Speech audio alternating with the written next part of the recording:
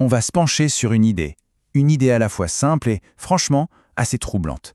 Est-ce que notre capacité d'attention est vraiment devenue plus courte que celle d'un poisson rouge? Voilà, 9. 9 secondes, c'est tout. Et ce chiffre, il pourrait bien être la clé pour comprendre notre relation, parfois compliquée, avec le monde numérique d'aujourd'hui. Alors, accrochez-vous bien, des données récentes nous montrent un truc assez dingue. La capacité de concentration humaine, aujourd'hui, c'est 9 secondes. Et celle d'un poisson rouge, 8 secondes. Oui, on a officiellement une petite seconde d'avance. Pas de quoi se vanter, hein. Mais attention, ce n'est pas juste une anecdote pour briller en société, non, c'est en fait le symptôme d'un problème beaucoup plus profond. On est devenu en quelque sorte prisonnier d'un cycle sans fin de notifications, de distractions. Pensez-y une seconde. C'est un peu comme ce fameux poisson rouge qui tourne en rond dans son bocal. À chaque tour, il croit découvrir un nouvel univers. Nous, c'est pareil, à chaque scroll. On a cette illusion de nouveauté sans se rendre compte qu'on est juste pris au piège d'une répétition infernale. Une répétition conçue exprès pour nous garder captifs. La question c'est comment on en est arrivé là? Et surtout, pourquoi est-ce que c'est si diablement difficile de lâcher nos écrans, ne serait-ce que 5 minutes? Regardez ce chiffre, 542. C'est juste énorme. C'est le nombre de fois qu'une personne, dite hyper connectée, peut checker son téléphone en une seule journée. Et ce besoin quasi compulsif, ce n'est pas un hasard, loin de là. C'est le résultat bien calculé de principes psychologiques très puissants qui sont utilisés, et oui, délibérément, contre nous.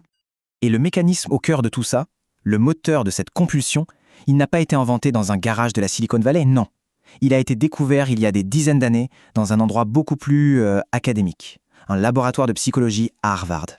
C'est la fameuse expérience de la boîte de Skinner. Imaginez, une souris appuie sur un bouton. Parfois, elle reçoit plein de nourriture, parfois un tout petit peu, et parfois, rien du tout. Le résultat? La souris devient complètement accro. Elle n'arrête plus d'appuyer, même quand elle n'a plus faim. Ce qui a créé cette dépendance, ce n'est pas la nourriture en soi, c'est l'incertitude, le peut-être. Et voilà où ça devient glaçant. Comme le dit cette citation, nos fils d'actualité, Twitter, Instagram, TikTok, ce sont ni plus ni moins que des boîtes de Skinner modernes. Et la dépendance qu'on ressent, ce n'est pas un effet secondaire malencontreux. Non, c'est l'objectif, c'est le produit. Alors évidemment, la question qui tue, c'est mais pourquoi? Pourquoi est-ce que quelqu'un construirait des systèmes pareils? La réponse se trouve dans une nouvelle forme de capitalisme.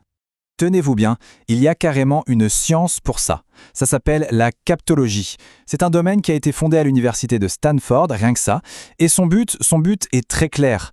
Utiliser la technologie pour pirater la psychologie humaine, pour changer nos pensées et nos actions. Et ça a lancé une espèce de course à l'armement, une course au piratage de cerveau.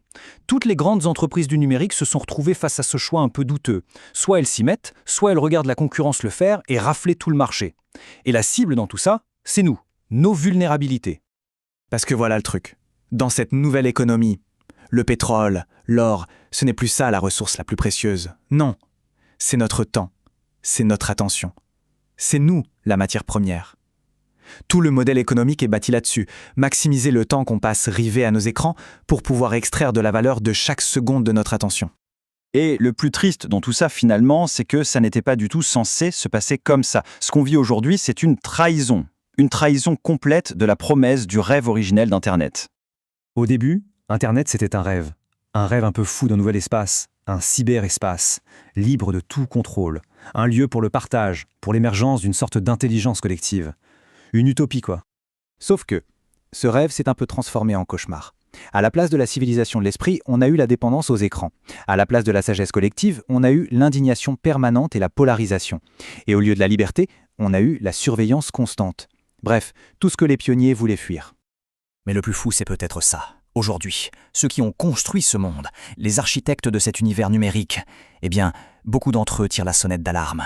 Ils sont remplis de regrets.